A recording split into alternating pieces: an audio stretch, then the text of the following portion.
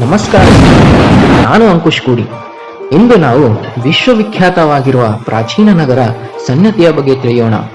ಈ ಸ್ಥಳ ಇಷ್ಟೊಂದು ಪ್ರಸಿದ್ಧಿ ಪಡೆಯಲು ಕಾರಣರಾದವರೇ ಮೌರ್ಯ ಚಕ್ರವರ್ತಿ ಅಶೋಕ.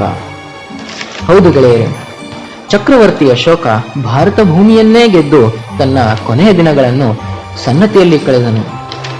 ಇದೇ ಸನ್ನತಿಯಲ್ಲಿ ಅಶೋಕನ ಬೃಹತ್ ಶಾಸನವನ್ನು 1989ರಲ್ಲಿ ಶೋಧಿಸಲಾಯಿತು. ವಿಶೇಷವೇನೆಂದರೆ ಇದೇ ಶಿಲಾಶಾಸನ 1000ಕ್ಕೂ ಹೆಚ್ಚು ಕಾಲ ಯಾರ ಗಮನಕ್ಕೂ ಬಾರದೆ ಇಲ್ಲಿನ ಕಾಳಿಕಾಂಬಾ ದೇವಿಯ ವಿಗ್ರಹಕ್ಕೆ ಪೀಠವಾಗಿತ್ತು. ಇದು ನಿಜಕ್ಕೂ ಒಂದು ಅಚ್ಚರಿಯ ಸಂಗತಿ. ನದಿಯ ದಡದ ಬಯಲಿನಲ್ಲಿ ಅಶೋಕನ ಶಾಸನ ಸಿಗುತ್ತದೆ ಎಂದು ಯಾರು ಕೂಡ ಯೋಚಿಸಿದ್ದಿಲ್ಲ.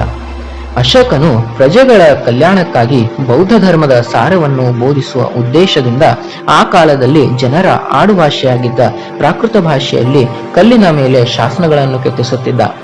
9ನೇ ಶತಮಾನದಲ್ಲಿ ದಕ್ಷಿಣ ಭಾರತದಲ್ಲಿ ಬೌದ್ಧ ಧರ್ಮ ಅವನತಿಯತ್ತ ನಡೆಯುತ್ತಿದ್ದಂತೆ ಸನ್ನತಿಯು ಒಂದು ಶಕ್ತಿ ದೇವತೆಯ ಕ್ಷೇತ್ರವಾಗಿ ಬೆಳೆಯುತ್ತಿತ್ತು.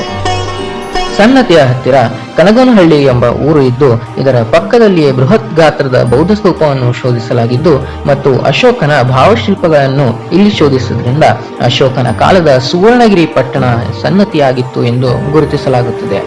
ವೀಕ್ಷಕರೇ, ಸನ್ನತಿಯ ಬಗ್ಗೆ ಸಂಪೂರ್ಣವಾಗಿ ತಿಳಿಯಲು ನನ್ನ ಯೂಟ್ಯೂಬ್ ಚಾನೆಲ್ ಜರ್ನಿ ವಿತ್ ಅಂಕುಶ್ನ ಲಿಂಕ್ ಅನ್ನು ಕೆಳಗೆ ಕೊಟ್ಟಿದ್ದೇನೆ.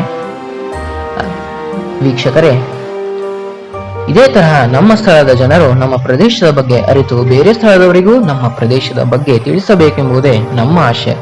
ಧನ್ಯವಾದಗಳು.